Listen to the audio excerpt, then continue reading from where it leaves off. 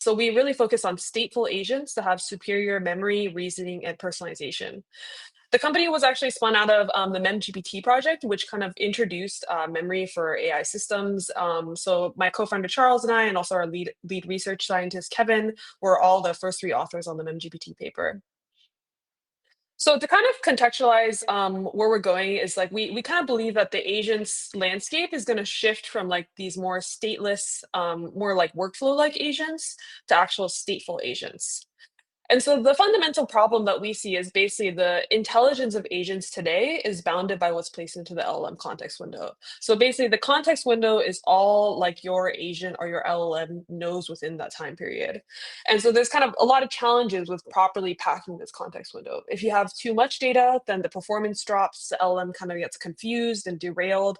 There's a lot of recent work showing that like just because you put something into the context window, if you let your context window get too big, it doesn't necessarily mean that the LLM is actually using that information.